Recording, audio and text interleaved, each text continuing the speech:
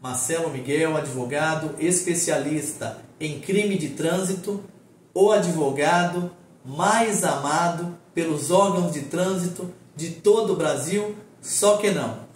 Bom, pessoal, para você que passou por uma dessas blitz da lei seca, ou ainda se envolveu em algum acidente, ou fez o teste do etilômetro, foi constatada a embriaguez, ou ainda essa embriaguez foi constatada por outros meios, você acabou aí recebendo voz de prisão, foi preso em flagrante, e aí na delegacia, o delegado, ele arbitrou uma fiança, você fez o pagamento e saiu ali da delegacia, ou ainda você acabou passando por uma audiência de custódia, e ali o juiz determinou uma fiança, você pagou e saiu momentaneamente, saiba que o processo ele não para por aí, tá?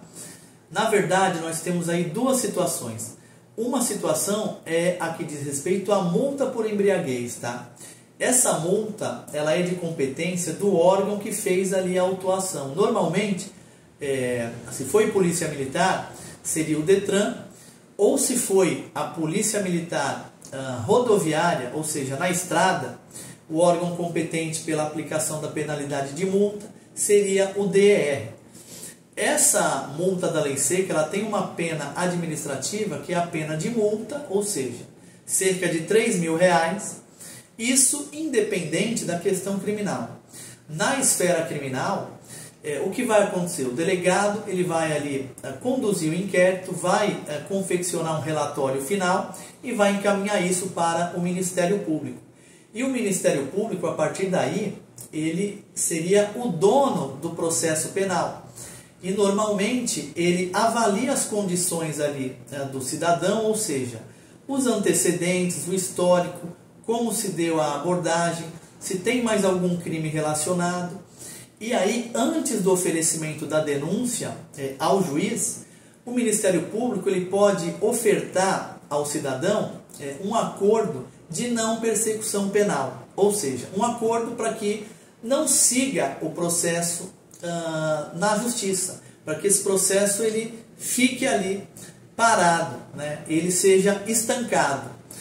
Mas, para que esse acordo de não persecução penal seja aí, possível, para que o Ministério Público ofereça esse acordo, vai depender dos antecedentes criminais do cidadão e se esse cidadão não está ali respondendo a nenhum outro processo, tá? Ainda o Ministério Público ele vai estabelecer algumas condições que devem ser aceitas pelo cidadão para que esse acordo seja fechado. E também uma questão importante é que o Ministério Público ele vai exigir a confissão desse cidadão, reconhecendo o cometimento do crime, tá? Porém, essa confissão, caso o acordo seja fechado e as condições sejam ali cumpridas, não vai repercutir em absolutamente nada em desfavor do cidadão. Mas, se o cidadão descumprir esse acordo ele tem uma média aí, de 6 até 3 anos, tá? Isso é o Ministério Público que vai condicionar.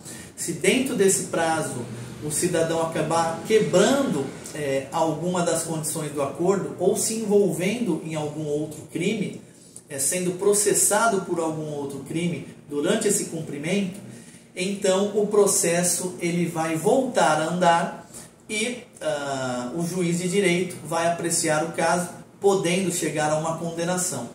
Isso tudo que eu estou falando, esse acordo de não persecução penal, ele é proposto pelo Ministério Público antes do oferecimento da denúncia, tá? E aí, normalmente, se esse acordo for aceito, se for fechado esse acordo, é agendada uma entrevista onde ali na presença do juiz, o cidadão ele reconhece ali o crime, ele confessa, fecha-se o acordo e o processo fica parado.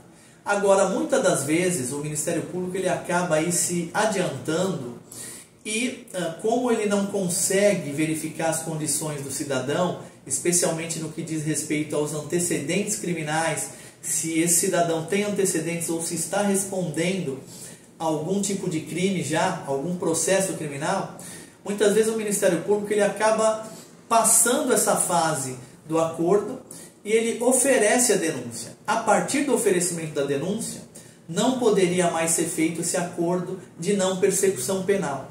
Contudo, ainda seria cabível o acordo aí de suspensão condicional do processo. Eu falo acordo porque também exige o cumprimento de algumas condições por parte do cidadão, tá? A grande diferença é que após o oferecimento da denúncia, caso se parta para a suspensão condicional do processo, não é necessário que haja essa confissão, que no acordo de não persecução penal é exigível. Para a suspensão condicional do processo, basta que o agente também seja primário, não tenha antecedentes criminais, não esteja respondendo a nenhum tipo de processo e cumpra as condições exigidas por parte do Ministério Público, que normalmente são pagamentos ali de cestas básicas ou de ajuda a alguma instituição beneficente local, tá? O compromisso de você não se ausentar da sua cidade sem comunicação ao juízo de forma antecipada, de forma prévia, de repente restrição de viagens, restrição de frequentar determinados lugares, esse tipo de situação.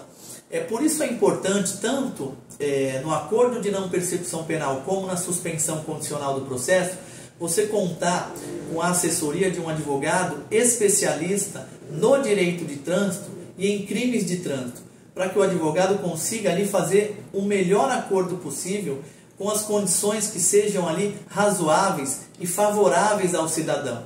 Porque se forem condições muito abusivas, seria melhor até que deixasse o processo seguir e através ali da defesa no processo penal, talvez se conseguisse até a absolvição daquele cidadão, né?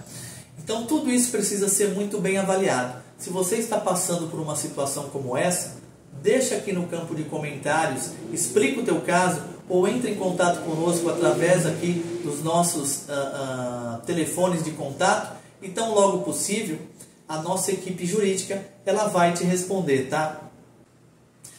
Então, para a gente finalizar, se você está enfrentando algum processo criminal de embriaguez ao volante, procura um advogado especialista da sua confiança para que você possa se beneficiar do acordo de não persecução penal ou ainda da suspensão condicional do processo. Então, cumpridas as condições, você vai ter declarado a sua punibilidade extinta pelo juiz e assim manter a sua condição sem antecedentes criminais, mantendo o seu réu primário. Contra os abusos dos órgãos de trânsito e das autoridades policiais que cometem abusos, consulta sempre um advogado especialista da sua confiança.